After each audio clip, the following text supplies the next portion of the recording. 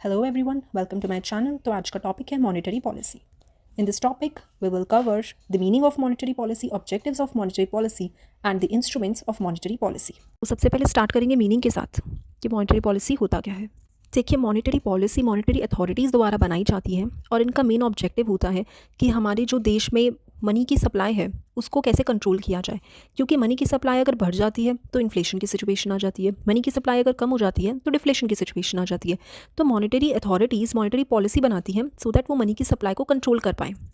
And RBI is the only monetary institution that controls money supply. बात कर लेते हैं मॉनेटरी पॉलिसी के ऑब्जेक्टिव्स के बारे में. तो जो पहला ऑब्जेक्टिव है मॉनेटरी पॉलिसी का वो है प्राइस स्टेबिलिटी. तो प्राइस स्टेबिलिटी में हम मेनली ये इंश्योर करते हैं कि जो भी चीज़ों के दाम है ना कंट्री में, जो भी चीज़ों का प्राइस है वो स्टेबल रहे, वो बढ़े ना, इंक्रीज़ ना हो. क्योंकि जब प्राइस बढ़ जाता है तो इन्फ्लेशन हो जाती है, महंगाई आ जाती है. तो मॉनेटरी पॉलिसी इंश्योर करती है कि चीज़ों के दाम ज़्यादा ना बढ़े और जो प्राइस है वो स्टेबल रहे. क्योंकि अगर हमारे देश में इन्फ्लेशन आ जाएगी तो लोगों की परचेजिंग पावर कम हो जाएगी. मतलब अगर चीज़ों के दाम बढ़ गए तो लोग कम खरीद पाएंगे ना, क्योंकि उनकी इनकम सेम है. चीज़ों के दाम बढ़ गए तो इसीलिए वो कम खरीद पाएंगे, उनकी परचेजिंग पावर कम हो जाएगी. और अगर प्राइस कम चला गया तो वो डिफ्लेशन की सिचुएशन आ जाएगी, जिसकी वजह से इकोनॉमिक स्टेगनेशन की सिचुएशन आ जाएगी. अगर आपको डिमांड और सप्लाई के कंसेप्ट के बारे में पता हो देन यू मस्ट नो कि जब चीज़ों के प्राइस कम हो जाते हैं ना तो जो प्रोड्यूसर है वो अपनी सप्लाई को कम कर देता है, रेट प्राइस कम हो जाएगा, वजह से हमारा इकोनॉमिक लॉस होना शुरू हो जाएगा. तो इसलिए मॉनेटरी पॉलिसी इंश्योर करता है कि ना तो इन्फ्लेशन की सिचुएशन बने ना ही डिफ्लेशन की सिचुएशन बने देश में. जो प्राइस है वो स्टेबल रहे, नियर स्टेबल रहे. अब दूसरा ऑब्जेक्टिव है इकोनॉमिक ग्रोथ. तो RBI जो मॉनेटरी पॉलिसी बनाता है तो वो इंश्योर करता है कि हमारे देश में सस्टेनेबल इकोनॉमिक ग्रोथ हो. अब ये कैसे करता है? इंटरेस्ट रेट को एडजस्ट करके. इंटरेस्ट रेट कौन सा? जो बैंक इंटरेस्ट रेट लगाता है ना लोन्स पे, वो वाला इंटरेस्ट रेट. इंटरेस्ट रेट को कम या ज़्यादा करके वो RBI इन्फ्लुएंस कर सकता है इन्वेस्टमेंट को. अब इन्फ्लुएंस कैसे कर सकता है? अगर बैंक ने इंटरेस्ट रेट बढ़ा दिया लोन पे तो बहुत बहुत कम लोग लोन लेंगे बैंक से, क्योंकि इंटरेस्ट रेट बहुत ज़्यादा हाई है. अब लोन ही कम होगा तो इन्वेस्टमेंट भी कम होगी, ठीक है. और जब बैंक चाहता है, जब RBI चाहता है कि लोग ज़्यादा इन्वेस्ट करें इकोनॉमी में, इकोनॉमिक एक्टिविटीज़ में, क्योंकि जो और यूजुअली ये तब चाहता है RBI जब हमारी इकोनॉमी डिप्रेशन में होती है, ठीक है. तब वो क्या करते हैं? इंटरेस्ट रेट को कम कर देते हैं ताकि लोग ज़्यादा इंटरेस्ट खरीदें और इन्वेस्ट करें, ठीक है. जिसकी वजह से हमारा एम्प्लॉयमेंट भी बढ़ेगा, जिसकी वजह से हमारा प्रोडक्शन भी बढ़ेगा और इकोनॉमिक ग्रोथ होगी. Now third point is liquidity management. तो लिक्विडिटी मैनेजमेंट में जो मॉनेटरी अथॉरिटीज़ होती हैं, जो कि बेसिकली RBI है, तो वो इंश्योर करता है कि हमारी इकोनॉमी में इनफ लिक्विडिटी हो. लिक्विडिटी मतलब कैश फ्लो, ठीक है, money supply, enough money supply हो कि वो इकोनॉमिक एक्टिविटीज़ को सपोर्ट कर सके. जैसे कि मैंने आपको पहले ही बताया था कि जो मॉनेटरी पॉलिसी है उसमें हम मनी की सप्लाई को कंट्रोल करते हैं. मनी की सप्लाई को बढ़ा भी सकते हैं और मनी की सप्लाई को कम भी कर सकते हैं. तो वो इंश्योर करते हैं कि मनी की सप्लाई इतनी ज़्यादा कम ना हो जाए कि हमारी इकोनॉमिक एक्टिविटीज़ बिल्कुल बंद हो जाए, ठीक है. तो लिक्विडिटी मैनेजमेंट में क्या बोलते हैं वो कि हमें अपनी मनी की सप्लाई को इस तरीके से कंट्रोल करना है कि इनफ मनी हो. ज़्यादा पैसा हो जाएगा तो इन्फ्लेशन हो जाएगा, ठीक है, और कम पैसा होगा तो डिफ्लेशन हो जाएगा. तो हमें देखना है कि हमारी जो मनी की सप्लाई है वो एकदम एक्यूरेट होनी चाहिए, ठीक है, समवेयर इन बिटवीन होनी चाहिए कि हमारी इकोनॉमिक एक्टिविटी स्मूथली चलती रहे. Now the next point is exchange rate stability. अब RBI इंश्योर करता है कि जो हमारे रुपये की वैल्यू है वो स्टेबल रहे अगेंस्ट फॉरेन करेंसीज. अगर हम फॉरेन करेंसी से कंपेयर करें, अब आपको पता ही होगा कि जो फॉरेक्स मार्केट है उसमें करेंसीज कि जैसे कभी रुपीज़ की वैल्यू कैसे चेंज हो रही है डॉलर के हिसाब से, ठीक है, फिर डॉलर का वैल्यू कैसे चेंज हो रही है. तो इसमें यही बात करता है एक्सचेंज रेट स्टेबिलिटी में कि जो इंडियन रुपी है उसकी वैल्यू स्टेबल रहे अगेंस्ट फॉरेन करेंसीज. जैसे कि अगर हम कंपेयर करें डॉलर से, तो डॉलर के कंपैरिजन में हमारी जो रुपये की वैल्यू है वो बहुत ज़्यादा फ्लक्चुएट ना हो कि बहुत ज़्यादा एकदम से हाई चला गया, बहुत ज़्यादा एकदम से कम चला गया, ठीक है.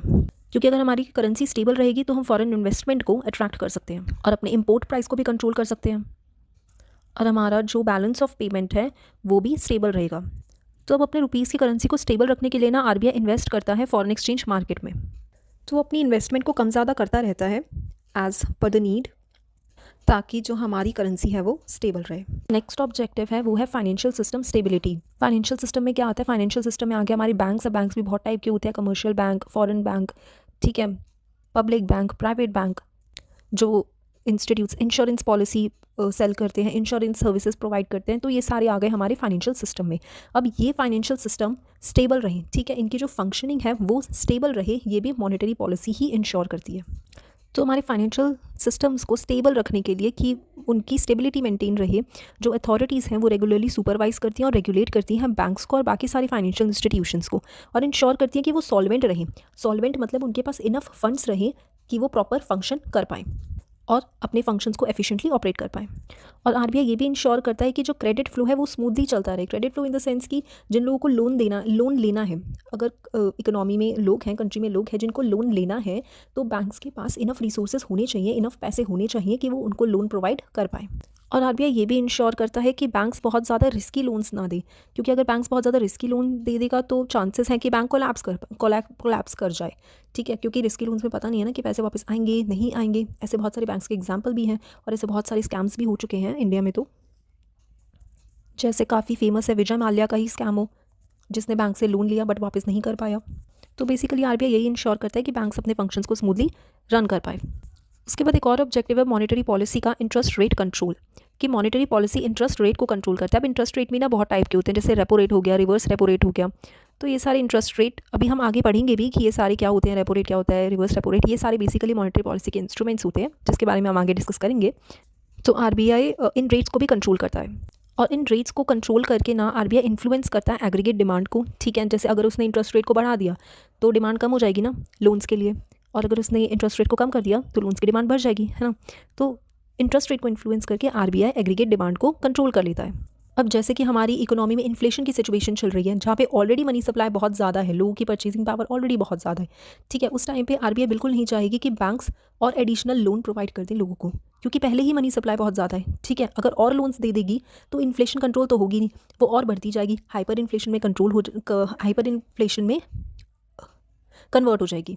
तो इस सिचुएशन में आरबीआई चाहेगा कि वो जो लोन के लिए इंटरेस्ट रेट है उसको बढ़ा दे, ताकि लोग डिमांड कम करें।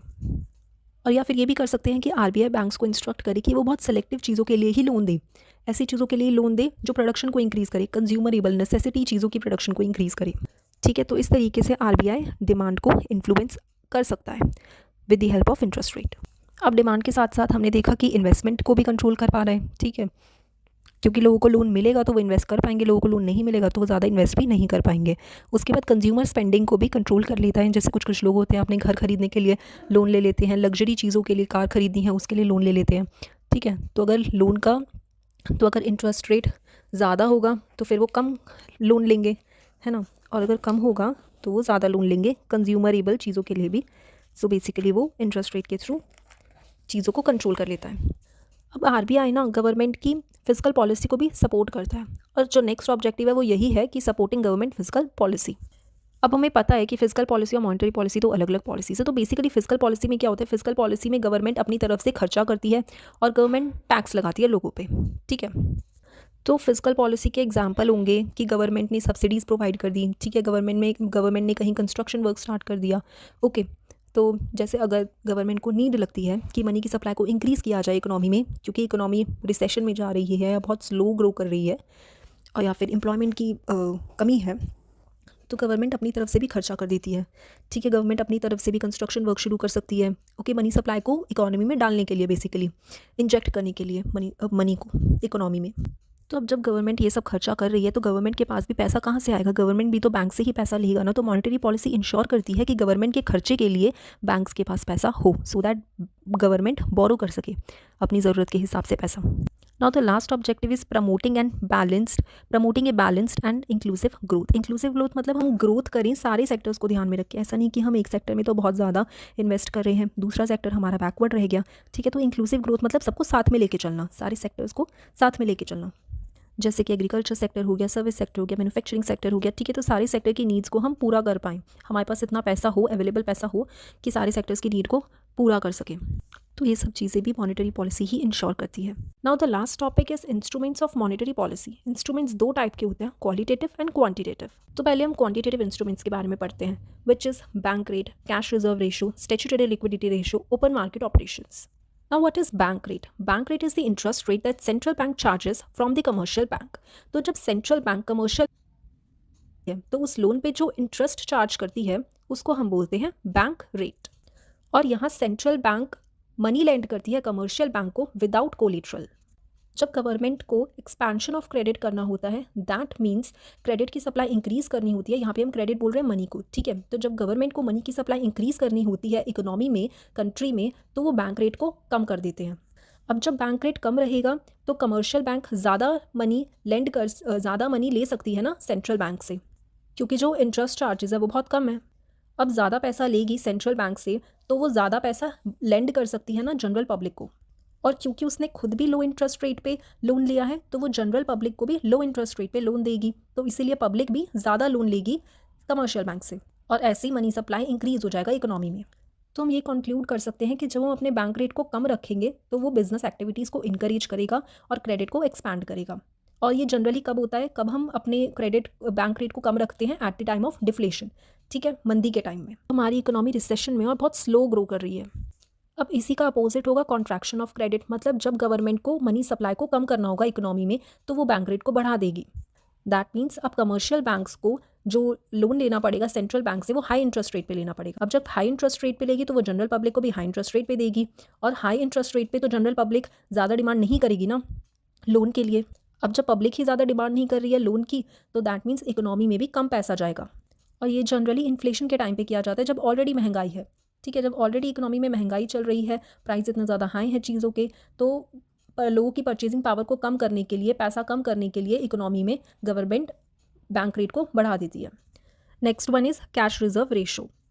It is the proportion of cash that all banks must keep on deposit with RBI। तो जो भी बैंक्स हैं ना, चाहे वो कमर्शियल बैंक हो चाहे वो डोमेस्टिक बैंक हो, तो उन्हें ना डोमेस्टिक बैंक्स हो तो उन्हें अपने टोटल डिपॉजिट का कुछ प्रपोर्शन ना RBI को देना पड़ता है, ठीक है, RBI के पास जमा करा के रखना पड़ता है। तो कैश रिजर्व रेशो हमें वही बताता है कि कितना जो कमर्शियल बैंक्स है और डोमेस्टिक बैंक है, कितना प्रपोर्शन उनको RBI के पास रखना पड़ेगा अपने टोटल डिपॉजिट का। अब इसमें भी वही है कि अगर गवर्नमेंट चाहती है कि वो क्रेडिट को एक्सपैंड करे, मनी सप्लाई इंक्रीज़ करे, तो वो जो टोटल डिपॉजिट है वो बहुत कम रखते हैं, ठीक है, उसका परसेंटेज बहुत कम होता है।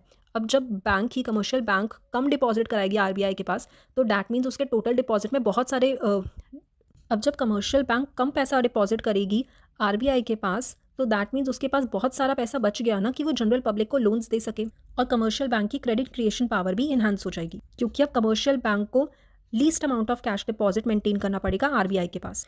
और इसी तरह से कॉन्ट्रैक्शन ऑफ क्रेडिट में होगा। कॉन्ट्रैक्शन ऑफ क्रेडिट मतलब जब गवर्नमेंट चाहती है कि मनी की सप्लाई कम हो इकोनॉमी में, तो इस केस में कैश रिजर्व रेशो बढ़ा दिया जाएगा। तो अब जो कमर्शियल बैंक है उसको ज़्यादा कैश रिजर्व रखना पड़ेगा RBI के पास, और वो कम पैसा लेंड कर पाएगी बाकी लोगों को, जनरल पब्लिक को, और उसकी क्रेडिट क्रिएशन पावर भी कम हो जाएगी। Next point is statutory liquidity ratio. अब देखिए, जैसे कैश रिजर्व रेशो में तो कमर्शियल बैंक को RBI के पास रखवाना पड़ रहा था ना अपने टोटल डिपॉजिट का कुछ proportion, but statutory liquidity ratio में क्या होता है कि कमर्शियल बैंक को अपने टोटल डिपॉजिट्स का कुछ परसेंट खुद के पास ही रखना पड़ता है लिक्विड फॉर्म में। उनको लिक्विड एसेट्स मेंटेन करने पड़ते हैं अपने टोटल डिपॉजिट के कुछ प्रपोर्शन का, and this comes under the banking company regulation act. तो देखिए, पहले तो ना SLR बहुत ज़्यादा हुआ करता था, ठीक है। RBI बैंक्स को बोलती थी कि ज़्यादा SLR statutory liquidity reserve maintain करके रखो। अब इसके दो रीज़न थे कि RBI ऐसा क्यों बोलती थी। एक तो वो कमर्शियल बैंक्स की एबिलिटी को कम करना चाहती थी कि वो क्रेडिट क्रिएशन कम करें, दैट मीन्स वो लोगों को लोन कम दे ताकि वो इन्फ्लेशन की सिचुएशन को कंट्रोल कर पाएँ। और दूसरा वो ये चाहते थे कि अगर बैंक्स अपने पास ये SLR रिजर्व ज़्यादा रखेंगी तो अगर स्टेट को रिक्वायरमेंट पड़ गई, जैसे गवर्नमेंट को लोन की रिक्वायरमेंट पड़ जाती है, तो हम इन्हीं SLR फंड्स में से ही हम गवर्नमेंट को पैसा देते हैं, ठीक है। तो वो इंश्योर करना चाहती थी कि गवर्नमेंट के लिए पैसों की कमी ना पड़े, इसीलिए वो बैंक्स को बोलते थे कि अपना SLR रिजर्व ज़्यादा मेंटेन करके रखो। And the fourth point is open market operations. अब इसमें क्या होता है, इसमें जो सेंट्रल बैंक है दैट इज़ RBI, वो बहुत रैपिडली सेल और परचेज करती है गवर्नमेंट सिक्योरिटीज़ को, ठीक है। अब जब गवर्नमेंट को मनी सप्लाई इंक्रीज़ करनी होती है इकोनॉमी में, तो जो RBI है वो गवर्नमेंट सिक्योरिटीज़ को खरीदने लग जाती है ओपन मार्केट में, ठीक है। अब जब RBI सिक्योरिटीज़ खरीद रही है मार्केट से, तो दैट मीन्स मार्केट में मनी सप्लाई इंक्रीज़ हो गया, ठीक है, क्योंकि वो पैसा देकर ही सिक्योरिटीज़ खरीद रही है, तो मार्केट में मनी सप्लाई इंक्रीज़ हो जाता है। अब जब मनी सप्लाई इंक्रीज़ हो गया तो लोग कम रेट पर मनी को बोरो कर सकते हैं, ठीक है। और क्योंकि अब मार्केट में इतना पैसा भी आ गया है तो ज़्यादा से ज़्यादा लोग बैंक में पैसा डिपॉजिट भी कर पाएंगे। अब इतने सारे लोग पैसा डिपॉजिट कर रहे हैं तो जिसकी वजह से जो कैश रिजर्व्स है कमर्शियल बैंक के वो भी इंक्रीज़ हो जाएंगे, क्योंकि डिपॉजिट्स इंक्रीज़ हो रहे हैं। और जितना ज़्यादा डिपॉजिट आएगा कमर्शियल के बैंक के पास, उतनी ही ज़्यादा उसकी एबिलिटी क्रेडिट क्रिएशन की बढ़ जाएगी, उतना ही ज़्यादा वो आगे लोन लैंड कर पाएगी लोगों को। और जब गवर्नमेंट को मार्केट में क्रेडिट कॉन्ट्रैक्ट करना पड़ता है, मनी सप्लाई कम करनी होती है, तो जो आरबीआई है वो सिक्योरिटीज़ को सेल आउट करना शुरू कर देती है। तो जब आरबीआई सेल करती है सिक्योरिटीज़ को जनरल पब्लिक को, तो मनी सप्लाई मार्केट में कम हो जाती है, क्योंकि लोग अपना पैसा देकर ही तो वो सिक्योरिटीज़ खरीद रहे हैं ना, तो इसीलिए मनी सप्लाई मार्केट में कम हो जाती है। लोग जो पैसा होल्ड करके बैठे होते हैं वो पैसे को रिलीज़ करते हैं, उस पैसे से वो लोग सिक्योरिटीज़ खरीदते हैं। ठीक है, कमर्शियल बैंक्स के पास जो उनके डिपॉजिट्स थे, अपने डिपॉजिट्स को विड्रॉ करके वो लोग सिक्योरिटीज़ खरीदते हैं, अपनी सेविंग्स निकाल के वो लोग सिक्योरिटीज़ खरीदते हैं, तो मनी सप्लाई ऑटोमेटिकली कम हो जाती है मार्केट में। और क्योंकि अब बैंक से लोग पैसा विड्रॉ कर रहे हैं, तो बैंक की क्रेडिट क्रिएशन कैपेसिटी भी कम हो जाती है। क्वालिटेटिव इंस्ट्रूमेंट्स हैं direct action, rationing of credit, marginal requirement and morals vision. Direct action. Now what is direct action? तो आरबीआई डायरेक्ट एक्शन जब लेती है जब कुछ कमर्शियल बैंक्स आरबीआई के साथ कॉपरेट नहीं कर रहे होते हैं क्रेडिट कंट्रोल करने में, या फिर जब वो आरबीआई के इंस्ट्रक्शंस फॉलो नहीं कर रहे होते। तो आरबीआई डायरेक्ट एक्शन लेता है ये इंश्योर करने के लिए कि जो कमर्शियल बैंक्स हैं वो फाइनेंशियल स्टेबिलिटी मेंटेन करने में हेल्प करें, और जो उनके एक्शंस हैं वो प्री डिसाइड पॉलिसी या प्री डिसाइड गोल से अलाइन करते हुए होने चाहिए। In direct action RBI can say the banks to send their fortnight returns in advance. तो डायरेक्ट एक्शन में आरबीआई कमर्शियल बैंक्स को बोल सकती है कि वो अपने 15 दिन के रिटर्न्स एडवांस में ही डिपॉजिट करा दे आरबीआई के पास। और कमर्शियल बैंक्स को इंस्ट्रक्शंस दी जाती हैं कि वो कंज्यूमर गुड्स के लिए लोन ना दे। कंज्यूमर गुड्स जैसे कि कार परचेज करने के लिए, हाउस परचेज करने के लिए, तो ऐसे कंज्यूमर गुड्स के लिए वो लोन्स ना दे। Next one is rationing of credit. Rationing of credit में आरबीआई एक लिमिट लगा देती है कमर्शियल बैंक्स पे कि इस लिमिट के बियॉन्ड वो लोन्स नहीं दे सकते हैं। आरबीआई एक मैक्सिमम लिमिट फिक्स कर देती है लोन्स के लिए and advances of various categories, और उस लिमिट को कमर्शियल बैंक एक्सीड नहीं कर सकती है। ये इसलिए किया जाता है ताकि क्रेडिट का फ्लो सही डायरेक्शन में जा सके, सही सेक्टर में लग सके, ठीक है, जिससे इकोनॉमिक ग्रोथ हो, फालतू की चीज़ों में ना हो। जैसे कि लग्जरी चीज़ें खरीदने के लिए लोन्स दे देती है कमर्शियल बैंक समटाइम्स, और समटाइम्स जो बैंक है वो काफ़ी रिस्की लोन्स दे देती है काफ़ी ज़्यादा अमाउंट में, जिसका रिटर्न पता ही नहीं है कि रिटर्न वापस आएगा भी कि नहीं आएगा। तो आरबीआई चाहती है कि जो लोन है वो सही डायरेक्शन में लगे, जो पैसा है वो सही जगह पे जाए। इसलिए कभी कभी आरबीआई लिमिट लगा देती है कि इस पर्टिकुलर चीज़ के लिए आप इतना ही लोन दे सकते हो, और ये चेंज होता रहता है according to the needs of the economy. जब जिस सेक्टर में ज़्यादा लोन की ज़रूरत है तो उस सेक्टर के लिए इंक्रीज़ कर देते हैं, और जब जिस सेक्टर में लोन की रिक्वायरमेंट कम है, या फिर हम सोचेंगे कि इस सेक्टर में इनफ ग्रोथ हो चुकी है, अब इस सेक्टर में ज़्यादा हमको फंड्स नहीं लगाने हैं, तो वो उस सेक्टर में पैसे का सप्लाई रोक देते हैं। Now the next point is marginal requirement. तो ये डिफरेंस बिटवीन होता है, it is the difference between the current value of the securities offered for loan and the value of loan granted. तो कभी कभी क्या होता है ना, बैंक किसी चीज़ के लिए लोन देती है, जैसे कभी किसी रिस्की प्रोजेक्ट के लिए बैंक लोन दे रही है और बैंक को श्योरिटी नहीं है कि इसको लोन देने के बाद हमारा जो अमाउंट है वो वापस आ भी पाएगा या नहीं आ पाएगा। तो बैंक्स क्या करते हैं, कोलेटरल डिमांड करते हैं कि आप कुछ गिरवी रखवा दीजिए हमारे पास, उसके बाद हम आपको ये लोन दे देंगे। तो मार्जिनल रिक्वायरमेंट क्या होता है, डिफरेंस बिटवीन होता है। अब किस चीज़ का डिफरेंस बिटवीन, जितने अमाउंट का लोन दिया और जितने अमाउंट का कोलेटरल रखवाया, ठीक है। तो समटाइम्स क्या होता है, बैंक तो लोन दे रही है 5 लाख का, लेकिन बैंक ने कोलेटरल जो रखवाया है अपने पास, जो चीज़ गिरवी रखवाई है, वो चीज़ होगी 10 लाख की, ठीक है। तो जो 5 लाख का डिफरेंस है वो हमारा हो गया मार्जिनल रिक्वायरमेंट। तो जब गवर्नमेंट चाहती है कि वो ज़्यादा लोन प्रोवाइड ना करें या लोग ज़्यादा लोन ना मांगे, तो वो कोलेटरल की वैल्यू बहुत हाई रख देती है। मतलब लोन तो देगी 3 लाख का और आपसे कोलेटरल रखवाएगी 8 लाख का। तो लोगों को लगता है कि 3 लाख के लिए 8 लाख की चीज़ क्यों रखें, तो वो लोन की डिमांड अपने आप ही कम कर देंगे। और जब बैंक चाहती है कि वो लोगों को लोन दे या लोग लोन ले ईजिली, जैसे कि डिप्रेशन के टाइम में होता है, जब हमारी इकोनॉमी डिप्रेशन में जा रही होती है, तब बैंक चाहती है कि इकोनॉमिक एक्टिविटीज़ इंक्रीज़ हो, तो इसीलिए वो लोन ईजिली दे देती है। तो तब वो क्या करती है, कोलेटरल का अमाउंट कम रखवाती है। जैसे अगर 3 लाख का लोन दिया तो वो कोलेटरल 4 लाख का ही मांगेंगे, ठीक है। तो ज़्यादा डिफरेंस नहीं होता कोलेटरल अमाउंट और जो अमाउंट का लोन दिया उसके बीच में। जब ज़्यादा डिफरेंस नहीं होगा तो जो लोन ले रहा है उसको भी अपना इतना ज़्यादा लॉस नहीं लगेगा और वो ईजिली लोन ले पाएगा। तो इन शॉर्ट मैं अगर कहूँ तो ये होता है कि इन्फ्लेशन के टाइम पे जो आरबीआई है वो मार्जिनल रिक्वायरमेंट ज़्यादा रखती है, क्योंकि इन्फ्लेशन के टाइम पे वैसी ही महंगाई है, तो बैंक्स भी नहीं चाहते कि लोग और ज़्यादा लोन ले या फिर मनी की सप्लाई और ज़्यादा इंक्रीज़ हो इकोनॉमी में, तो वो कोलेटरल का अमाउंट ज़्यादा रखते हैं। That means marginal requirement high होती है इन्फ्लेशन के टाइम पे, और डिफ्लेशन के टाइम पे मार्जिनल रिक्वायरमेंट कम होती है, क्योंकि बैंक्स खुद चाहती हैं कि लोग लोन ले और इकोनॉमी ग्रो करे। Now the last one is morals vision. अब यहाँ पे क्या होता है कि आरबीआई बैंक्स को पनिश नहीं कर रही है, आरबीआई बैंक्स को ज़बरदस्ती कुछ करने को नहीं कह रही है, बल्कि यहाँ पे आरबीआई पर्सुएसिव टेक्निक्स यूज़ करती है, साइकोलॉजिकल मीन्स और इनफॉर्मल कम्युनिकेशन से बैंक्स को इंस्ट्रक्ट करती है कि वो अननेसेसरी लोन्स ना दे लोगों को, या फिर उनके actions as per the pre decided objectives के हिसाब से ही हों। आरबीआई ये टेक्निक यूज़ करती है बैंक्स को इंस्ट्रक्ट करने के लिए कि वो मॉनेटरी पॉलिसी के ऑब्जेक्टिव के हिसाब से ही अपने एक्शंस लें। और इकोनॉमी में फाइनेंशियल स्टेबिलिटी मेंटेन करने में हेल्प करे, फाइनेंशियल क्राइसिस को प्रिवेंट करे और पब्लिक का ट्रस्ट बिल्डअप करे फाइनेंशियल स्ट्रक्चर के ऊपर, फाइनेंशियल इंस्टीट्यूशंस के ऊपर। और ये इंश्योर करती है आरबीआई कि जो कमर्शियल बैंक्स हैं वो नॉन प्रायोरिटी सेक्टर्स को ज़्यादा लोन्स ना दे, नॉन प्रायोरिटी सेक्टर में ज़्यादा क्रेडिट फ्लो ना हो। और सिचुएशन के हिसाब से आरबीआई इंस्ट्रक्ट करती रहती है कि अभी क्रेडिट को रिस्ट्रिक्ट करने की ज़रूरत है, अभी क्रेडिट को एक्सपैंड करने की ज़रूरत है। और बैंक्स को समटाइम्स वो रिक्वेस्ट करती हैं कि कुछ सर्टेन टाइप्स के लोन मत दो, जैसे कि लग्जरी आइटम्स के लिए लोन मत दो, कंज्यूमर गुड्स के लिए ज़्यादा लोन मत दो, और नेसेसिटी चीज़ों के लिए लोन्स दो जिससे हमारा प्रोडक्शन बढ़े, जिससे हमारी इकोनॉमी ग्रो करे। So this is the end of the video. अगर आपको नोट्स चाहिए तो हमारा इंस्टाग्राम पेज है, आप वो भी ज़रूर चेक कीजिएगा, जिसका लिंक डिस्क्रिप्शन में मेंशन्ड है।